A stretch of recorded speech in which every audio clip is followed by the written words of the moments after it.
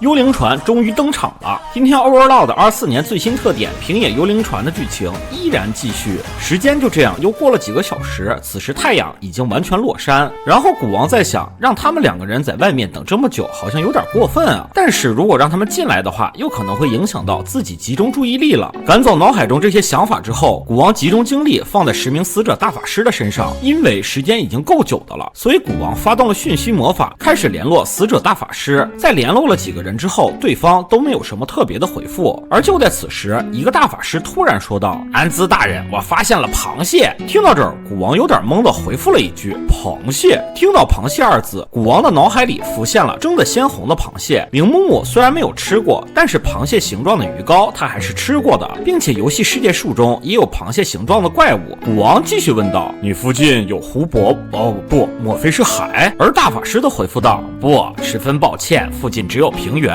这给古王可就整不会了，因为铃木木所在的世界也好，世界树游戏里也罢，螃蟹只会出现在有水源的地方，比如湖泊、沼泽、大海之类的地方。但是平原上出现螃蟹，他闻所未闻啊！就在古王内心频繁摇头的时候，他突然在想，会不会所谓的螃蟹就像古龙一样，只不过是由众多骸骨堆成的样子呢？脑补了形状之后，古王瞬间觉得，如果是这样的话，那造型也太喜感了吧！然而古王还是说了一句：“稍等一下。”随后古王翻阅笔记，看交给了这个死者大法师什么道具。然后古王使用远端透视镜查看了他所在的位置，从俯视的角度往下看，首先映入眼帘的是一片迷雾。穿过迷雾之后，他看到了在天上待机的死者大法师。再往下看，古王不由自主的也嘀咕了一句：“螃蟹。”在眨眼了好几次之后，古王确定这就是螃蟹，不过它的体型却大得夸张，从距离来看应该比仓柱还要巨大。螃蟹身上的外观几乎都是完整的，不过仔细看的话，有部分位置有腐烂脱落的迹象。然而凭借不死者的直觉，古王知道这螃蟹绝对就是个不死者。随后古王慢慢闭上了眼睛，开始分析这个螃蟹到底是哪儿来的呢？会不会附近有河流经过，然后自己迷路跑过来的呢？因为铃木也听说过河里也是可以出现螃蟹的。而此时螃蟹慢慢起身动了起来，向前方缓慢的爬行。看到对方要跑，古王有点惊慌的说道：“哎呀，我在这想什么呢？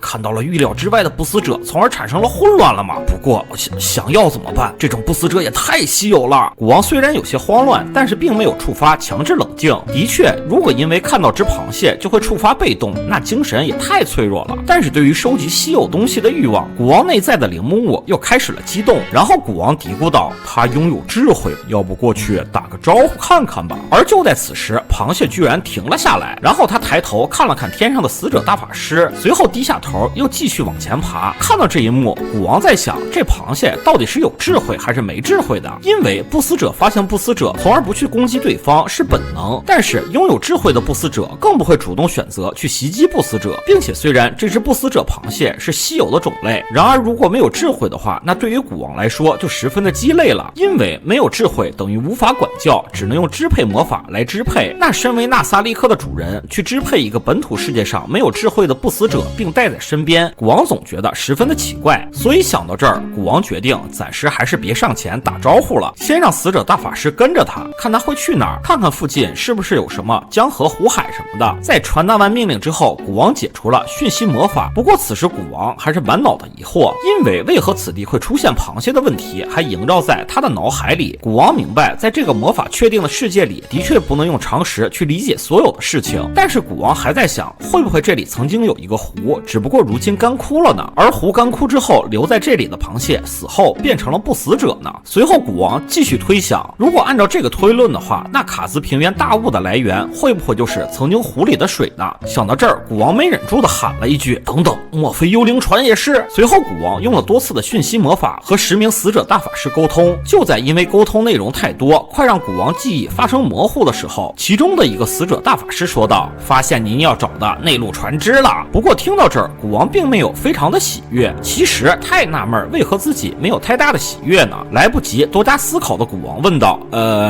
那什么，对于发现目标让我称赞你之前，我先问一个其他无聊的问题。它的外形是那种浮在水面上的那种船吗？”死者大法师回复道：“正是如此。”古王也说道：“啊，这样吗？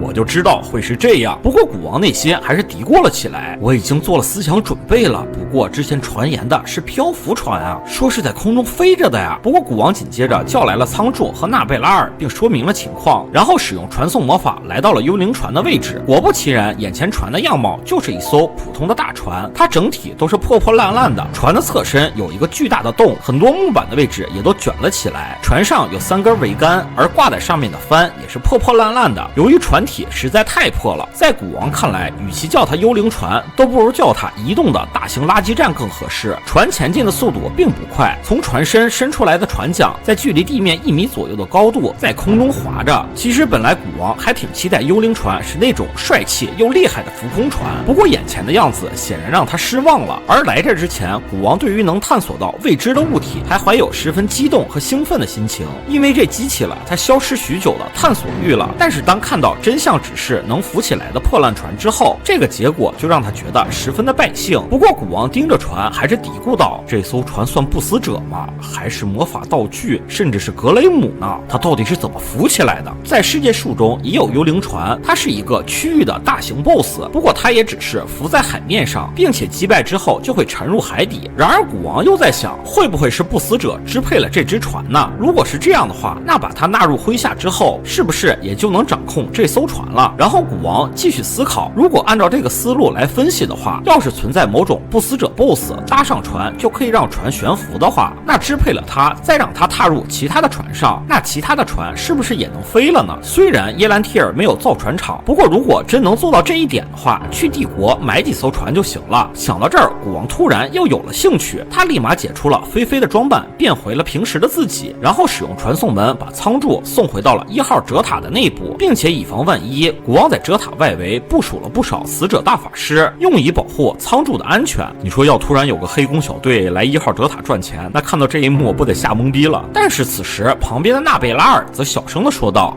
那个安兹大人，您这样没问题吗？古王明白纳贝拉尔的疑惑，因为如果被外人看到魔导王和纳贝在一起行动的话，是谁都会瞬间明白菲菲和魔导王的关系了。不过古王也有着自己的考量，然后回复道，无妨，眼下不会有人在监视我们，就算有，那就说菲菲和仓柱在塔内待命，而纳贝作为人质被我扣押了，这种借口很充分了吧？并且古王解除菲菲的状态还有另外一个原因，那就是接下来会发生什么事情是未知的。用菲菲是无法使用魔法的，如果遇到危机自己倒没什么，但是毕竟身边有纳贝拉尔的存在，如果是仓柱的话，不行的时候可以随时割舍，但是纳贝拉尔还是要尽量保护下来的。当然真到无法保护的时候，古王也想好了说辞，比如那个时候我已经尽了最大的努力了，但是仍然心有余而力不足啊。于是本集完。